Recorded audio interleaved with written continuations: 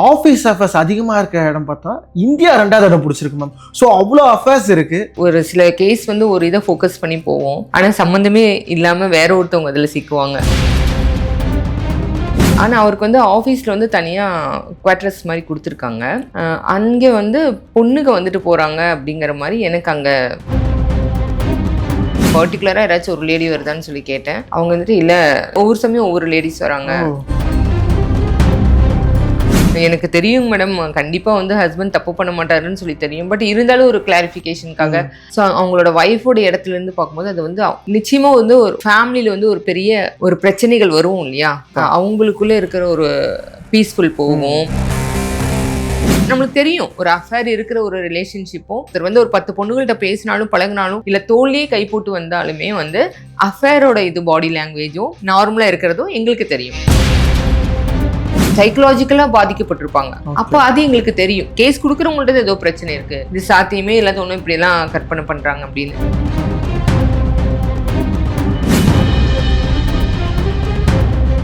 TN பிரமியோஸ்க்கு வணக்கம், நான் Darwin. இன்னைக்கு நம்ம கூட யாஸ்மின் லேடி டிடெக்டிவ் இருக்காங்க. மேம் வணக்கம். வணக்கம், எப்படி இருக்கீங்க? நல்லா இருக்கேன், நீங்க எப்படி இருக்கீங்க? நான் சூப்பரா இருக்கேன் மேம். மேம் இப்போ வேர்ல்ட் லெவல்ல ஒரு ரிசர்ச் செஞ்சதுல ஆஃபீஸ் அஃபேர்ஸ் அதிகமாக இருக்க இடம் பார்த்தா இந்தியா 2வது இடம் பிடிச்சிருக்கு மேம். ஸோ அவ்வளோ அஃபேர்ஸ் இருக்கு. ஸோ நீங்க பார்த்த கேஸ்ல இப்படி கூட அஃபேர்ஸை மிஸ்யூஸ் பண்றாங்க, இப்படிலாம் கூட ஆஃபீஸ்ல அஃபேர் இருக்கு அப்படிங்கிற மாதிரி ஒரு கேஸ் பத்தி சொல்லுங்க மேம். நிறைய இருக்கு. நீங்க சொல்ற மாதிரி ஆஃபீஸ்ல, அதாவது வேலைக்கு போறவங்க அந்த மாதிரி இருக்கிறதுல தான் நிறைய அஃபேர் கிரியேட் ஆகுது. ஓகே. நான் அதில் பார்த்ததுல கொஞ்சம் வித்தியாசமாக, அதாவது நம்ம ஒரு சில கேஸ் வந்து ஒரு இதை ஃபோக்கஸ் பண்ணி போவோம், ஆனால் சம்மந்தமே இல்லாமல் வேற ஒருத்தவங்க அதில் சிக்குவாங்க அப்படிங்கிற மாதிரி இருக்கும். ஒரு லேடி வந்து எங்கிட்ட கேஸ் கொடுத்தாங்க. ஹஸ்பண்ட் வந்து ஒர்க் பண்ணுறாரு, கொஞ்சம் அதாவது ஊர் வந்து ஒரு இடத்துல இருக்குது, ஒரு ஒர்க் பண்ணுறது வேற ஒரு ஊர். ஒன்றா வீக்லி ஒன்ஸ் வருவார், சம்டைம்ஸ் அவருக்கு வெளியூர் போகிற வேலையெல்லாம் ஆஃபீஸ்லேயே கொடுப்பாங்க. அந்த மாதிரி கொடுக்கறதுனால மந்த்லி ஒன்ஸ் கூடி ஒரு சமயம் மந்த்லி ஒன்ஸ் வருவார், இல்லைன்னா ஒரு 2 வீக்ஸ் ஒன்ஸ், அந்த மாதிரி எப்போ அவருக்கு டைம் கிடைக்குதோ அந்த மாதிரி வந்துட்டு போவார். பட் ரெகுலராக அப்படின்னு, பட் ரொம்ப நல்ல பர்சன். ஆனால் அவருக்கு வந்து ஆஃபீஸில் வந்து தனியாக குவார்டர்ஸ் மாதிரி கொடுத்துருக்காங்க ஸ்டே பண்ணுறதுக்கு. அங்கே வந்து பொண்ணுங்க வந்துட்டு போகிறாங்க அப்படிங்கிற மாதிரி எனக்கு அங்கே அவங்களோட கொலீக் தான் எனக்கு ரொம்ப பழக்கம், அவங்க சொன்னாங்க. ஸோ ஏதோ அதாவது கொலீக்னா இவர் வேற டிபார்ட்மெண்ட், அவங்க வேற டிபார்ட்மெண்ட், பட் வந்து அந்த குவார்டர்ஸ்ல வந்து அவங்களும் ஒருத்தவங்க எல்லாருக்கும் நிறைய பேர் இருப்பாங்க, அதுல அவங்களும் இருக்காங்க. அவங்க வந்துட்டு இந்த மாதிரி லேடிஸ் எல்லாம் வந்துட்டு போறாங்க, டவுட்டா இருக்குங்க அப்படிங்கும்போது நாங்கள் பர்டிகுலரா யாராச்சும் ஒரு லேடி வருதான்னு சொல்லி கேட்டேன். அவங்க வந்துட்டு இல்லை, நிறைய வேற ஒவ்வொரு சமயம் ஒவ்வொரு லேடிஸ் வராங்க, மாறி மாறி வராங்க அப்படின்னு சொல்லிட்டு சொன்னாங்க. எனக்கு டவுட்டா இருக்குங்க. பட் ஹஸ்பண்ட் வந்து அந்த மாதிரி இது வரைக்கும் நான் அப்படி யோசிச்சதே இல்லை. அவங்க சொல்றது பார்க்கும்போது எனக்கு ரொம்ப ஒரு மாதிரி இருக்கு, கொஞ்சம் என்ன ஏதுன்னு சொல்லி பார்த்து சொல்லுங்க. அவர் கரெக்டாக வீட்டுக்கு அவ்வளோ வரது இல்லை இல்லையா, அதனால அவங்களுக்கு ஒரு சின்ன சந்தேகம் வந்து கேஸ் கொடுத்தாங்க. நாங்கள் அது கண்டினியூஸாக ஆஸ் யூஷுவல் எப்போ மாதிரி வந்து அதை மானிட்டர் பண்ணி பார்ப்போம்.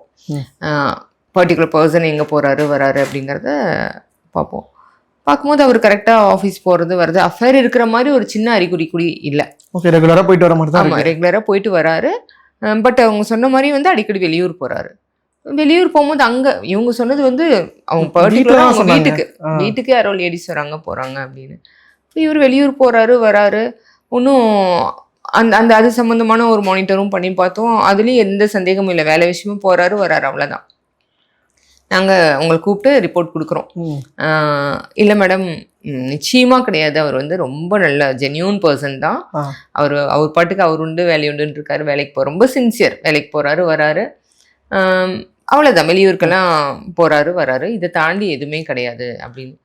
அப்போ இல்லை மேடம், அவங்க வீட்டுக்கு வந்துட்டு போகிறாங்கன்னு சொல்கிறாங்க அப்படின்னு.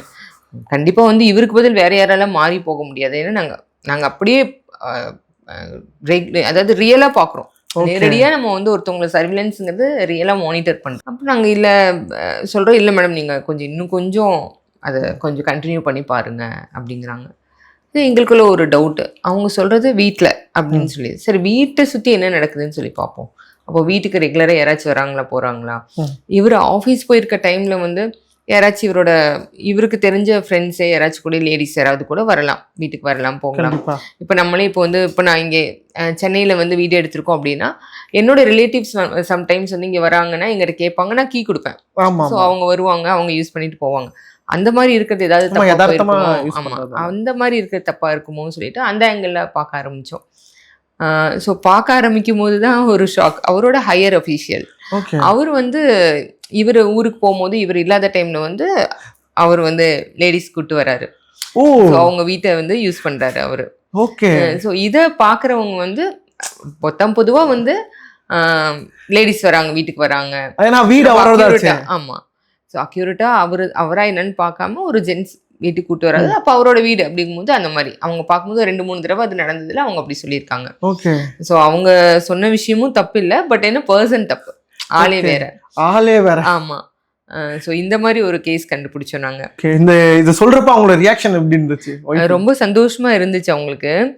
எனக்கு தெரியும் மேடம், கண்டிப்பா வந்து ஹஸ்பண்ட் தப்பு பண்ண மாட்டாருன்னு சொல்லி தெரியும், பட் இருந்தாலும் ஒரு கிளாரிஃபிகேஷனுக்காக, ஏன்னா அவங்க அவ்வளோ உறுதியா சொல்றதுனால ஒரு சின்ன ஒரு டவுட்ல தான், அதையும் மீறி எனக்கு ஒரு டவுட் வந்துருச்சு. இவரா நல்லவரா இருந்தாலும், ஏன்னா அவர் அடிக்கடி வீட்டுக்கு வரமாட்டாருங்கிறனால ஒரு டவுட் வந்துச்சு. இப்போ நீங்க சொன்னதுல ரொம்ப ஹாப்பியா இருக்கு அப்படி சொல்லிட்டு சொன்னாங்க. பட் வந்து இது வந்து என்னோட ஹஸ்பண்ட் கிட்ட நான் சொல்லலாமான்னு சொல்லி எங்கிட்ட கேட்டாங்க. ஏன்னா அவருக்கே தெரியாது. ஆமா, அவருக்கு தெரியாதுல. கண்டிப்பா அவர் சும்மா கீ கொடுத்துருக்காங்க, அவர் ஏதோ ரெஸ்ட் எடுக்கிறதுக்கு வரதுக்கு போறதுக்கு கேக்குறாரு, தனியா தானே தங்கி இருக்காரு அப்படின்னு சொல்லிட்டு. இன்னொன்னு வந்து அவர் வந்து ரொம்ப ஹையர் அஃபீஷியல்ங்க, மறுக்கவும் முடியாது, இவர் அந்த மாதிரி யோசிக்கல. அதனால வந்துட்டு நான் சொல்லவான்னு கேட்டாங்க, தாராளமா சொல்லுங்க, சொன்னா தானே தெரியும் அப்படின்னு சொல்லிட்டு. மேம், இப்போ நானே மீடியால இருக்கேன், என் ஃப்ரெண்ட்ஸ் வந்து சில விஷயங்கள்லாம் என்கிட்ட சொல்றப்ப சரி ஓகே, நான் ஏதாச்சும் ஓன் இன்ட்ரெஸ்ட்ல அதை ஏதாச்சும் நம்ம கொஞ்சம் ரிசர்ச் பண்ணுவோம்னு சொல்லிட்டு அந்தந்த விஷயங்களை பார்க்குறப்ப கடைசியில் ஆன்சர் தெரியறப்ப நமக்கே ஒரு மாதிரி, என்னடா இப்படி, இவன் இப்படியா, இந்த பொண்ணு இப்படியான்னு சொல்லி நமக்கே ஒரு மாதிரி வியப்பா இருக்கும். ஸோ அது மாதிரி உங்களுக்கு இருக்குமா மேம்? இல்லை எப்படி இருக்கும் அந்த ஃபீல்? இப்போ நீங்கள் போய் ஒரு இன்வெஸ்டிகேஷன் பண்ணுறீங்க, பண்ணி கண்டுபிடிச்ச அப்புறம் உங்களுக்கு எப்படி இருக்கும் அந்த ஃபீல்? இப்போ நான் சொன்ன கேஸ் பொறுத்த வரைக்கும் வந்து ரொம்ப பீஸ்ஃபுல்லாக இருக்கும். ஏன்னா வந்து சப்போஸ் அவர் தப்பு பண்ணவரை இருந்து நம்ம பார்க்குறோம், அவரோட ஹையர் அஃபீஷியலுக்கு பதில் இவராக அது இருந்தார் அப்படிங்கும்போது நம்ம அந்த ரிப்போர்ட் கொடுக்கும்போது, ஸோ அவங்களோட ஒய்ஃபோட இடத்துலேருந்து பார்க்கும்போது அது வந்து நிச்சயமாக வந்து ஒரு ஃபேமிலியில் வந்து ஒரு பெரிய ஒரு பிரச்சனைகள் வரும் இல்லையா? கண்டிப்பாக அவங்களுக்குள்ளே இருக்கிற ஒரு பீஸ்ஃபுல் போகும். நார்மலாக இப்போ வந்து ஹஸ்பண்ட் வேலைக்கு போகிறாரு வராரு அப்படின்ட்டு இருக்கிறவங்க கடையில் வந்து நம்மளை ஏமாத்துறாரு, தப்பு பண்ணுறாரு அப்படிங்கும்போது வந்து அந்த குடும்பத்துக்குள்ளே பிரச்சனைகள் வரும். கண்டிப்பாக தப்பு பண்ண கேட்காமையும் இருக்க முடியாது, அப்படியும் போக முடியாது.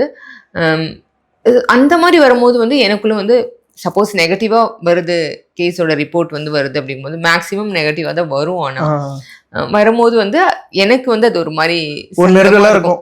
ஸோ இது எப்படி சொல்றது அப்படி சொல்லிட்டு வர கிளைண்ட்டுக்கு தகுந்த மாதிரி, அவங்களோட கேரக்டருக்கு தகுந்த மாதிரி, ஏன்னா யாரும் எந்த இதுலேயும் தப்பு நடந்துடக்கூடாது. நம்ம சொல்ற ரிப்போர்ட் வந்து ரிசல்ட் வந்து அவங்க ரொம்ப சென்சிட்டிவா இருக்காங்க அப்படிங்கும்போது அது வேற விதமா அவங்க அதை எப்படி அடுத்தது ஹேண்டில் பண்ணுவாங்கன்னு சொல்லி தெரியாம தப்பாயிரும். ஓகே. இப்போ சில கேஸ் வந்து நீங்க கொடுத்துருப்பீங்க, அவங்க ஹஸ்பண்ட் வந்து தப்பு பண்ணியிருப்பாங்க, நீங்க ஒய்ஃப்டே இல்லை ஹஸ்பண்டே சொல்றீங்க, சொல்லிட்டு அவங்க அதை போய் கேட்டு சில பேர் பார்த்தீங்கன்னா மேனிபுலேட் பண்ணுவாங்க, பார்ட்னரே மேனிபுலேட் பண்ணி அவங்க திரும்ப ரிட்டர்ன் உங்களுக்கு வந்திருக்காங்க, நீங்க தப்பா சொல்லியிருக்கீங்க, அது மாதிரிலாம் யாராவது வந்து கேட்டிருக்காங்க? அதெல்லாம் உண்மையெல்லாம் ரொம்பலாம் மறைக்க முடியாதுங்க, நம்ம இருக்கிறது தானே சொல்றோம். என்னதான் அவங்க வந்து வேற மாதிரி மாத்தி சொன்னாலுமே வந்து நம்ம கொடுக்குற அந்த ரிப்போர்ட் வந்து அவ்வளோ ஸ்ட்ராங்கா இருக்கும். ஸோ சில கேஸ்லாம் பார்த்தீங்கன்னா, அதான் இந்த இப்போ தப்பே பண்ணாத பர்சன் இருப்பாங்க, ஒரு பொண்ணுங்கள்கிட்ட பேசுறத வச்சு பழகிறத வச்சு தப்பா அவங்களுக்கு வந்து நியூஸ் வரலாம். உண்மையாலுமே ஹஸ்பண்ட் வந்து பொண்ணுங்கள்ட்ட எல்லாம் வந்து ரொம்ப ஜோவியெல்லாம் பேசுகிற டைப்பாக இருப்பாங்க, அதை பார்த்து தப்பா சொல்லியிருப்பாங்க. எங்கள்கிட்ட வந்து கேஸ் கொடுப்பாங்க, இந்த மாதிரி ஹஸ்பண்ட் ரொம்ப நிறைய பொண்ணுங்கள்ட்ட பேசுறாரு பழகுறாருன்னு கேள்விப்பட்டாங்க. பட் நாங்கள் பார்க்கும்போது உண்மையாலுமே ஒரு நிறைய பொண்ணுங்கள்ட்ட பேசுவார் பழகுவார், பட் அதில் தப்பு இருக்காது, அது ஒரு ஃப்ரெண்ட்லியாக இருக்கும். ஒரு மாதிரி நம்மளுக்கு தெரியும், ஒரு அஃபேர் இருக்கிற ஒரு ரிலேஷன்ஷிப்பும் ஒரு நார்மலாக ஒருத்தர் வந்து ஒரு 10 பொண்ணுங்கள்ட்ட பேசினாலும் பழகினாலும் இல்லை தோல்லையே கை போட்டு வந்தாலுமே வந்து அஃபேரோட இது பாடி லாங்குவேஜும் நார்மலாக இருக்கிறதும் எங்களுக்கு தெரியும்.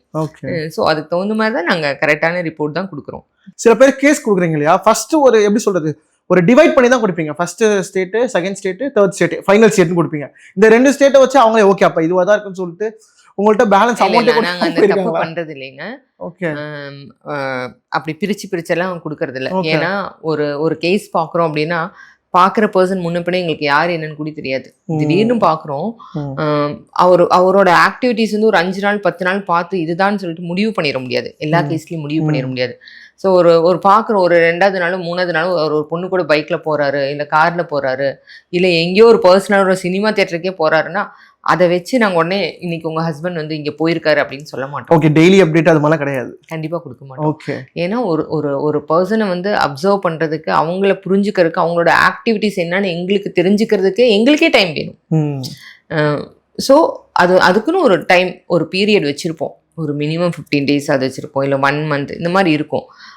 அதுக்குள்ள எங்களுக்கே வந்து இதுதான் அப்படின்னு சொல்லிட்டு தெரிஞ்சதுக்கு அப்புறம் தான் நாங்கள் ரிப்போர்ட் லாஸ்ட்ல தான் கொடுக்குறோம். ஏன் இப்படி சொல்றேன்னா, இப்போ என் ஃப்ரெண்ட்ஸ் லைஃப் பார்த்தீங்கன்னா அவங்க லவ் பண்றாங்க, அவங்க லவ்வர்ஸ் எங்களுக்கு கால் பண்ணி என்ன பண்றான், அவன் என்ன செஞ்சுட்டு இருக்கான் அப்படின்னு சொல்லி ரொம்ப டார்ச்சர் பண்ணி கேட்பாங்க. அதே மாதிரி சில பேர் டிடெக்டிவ் கிட்டயும் போறாங்க, அவங்க என்ன பண்றாங்கன்னு சொல்லிட்டு. ஆனா அவங்களே சொல்லி அனுப்புறாங்க, இது யதார்த்தமா, இதெல்லாம் ஒண்ணும் கிடையாது, அனாவசியமா அப்படின்னு சொல்லி அவங்களே அவாய்ட் பண்ணி அனுப்பிச்சிடுறாங்க. ஸோ நீங்க அது மாதிரி இந்த விஷயம் நீங்க கேட்கறப்பே தெரியும் இது ஒரு விஷயமே கிடையாதுன்னு தெரியும். அது மாதிரி இது தேவையில்லம்மா, இந்த கேஸ் எடுக்க மாட்டோம்னு சொல்லி ரிஜெக்ட் பண்ணிருக்காங்க. ஆமாம்மா, நிறைய அது சொல்லும் போதே தெரியும். அது வந்து நம்மளுக்கே ஒரு சில விஷயங்கள் அவங்க சொல்லும் போதே இது அவங்களோட கற்பனை, தேவையில்லாம அவங்க யோசிக்கிறாங்கிறது சிலது தெரியும். பட் எல்லா விஷயத்தையும் நம்ம வந்து ஒருத்தரோட கற்பனையும் எடுக்க முடியாது. சிலதுக்கு வந்து நம்ம ரொம்ப ரேர் கேஸ், அதாவது வந்து அவங்க சைக்கலாஜிக்கலா பாதிக்கப்பட்டிருப்பாங்க, பாதிக்கப்பட்டவங்க வந்து கேஸ் கொடுப்பாங்க. அப்போ அது எங்களுக்கு தெரியும். இது வந்து இவங்க கேஸ் கொடுக்குறவங்கள்ட்ட ஏதோ பிரச்சனை இருக்கு, இது சாத்தியமே இல்லாத ஒன்றும் இப்படியெல்லாம் கற்பனை பண்றாங்க அப்படின்னு. Okay ma'am. ஆனா இந்த கேஸ்ல இப்ப நம்ம இன்னைக்கு பார்த்த இந்த கேஸ்ல வந்து அவர் நிரபராதி. ஆமா. Okay ma'am. Okay ma'am. Next கேஸ்ல பாஸ் பண்ணுவோம்.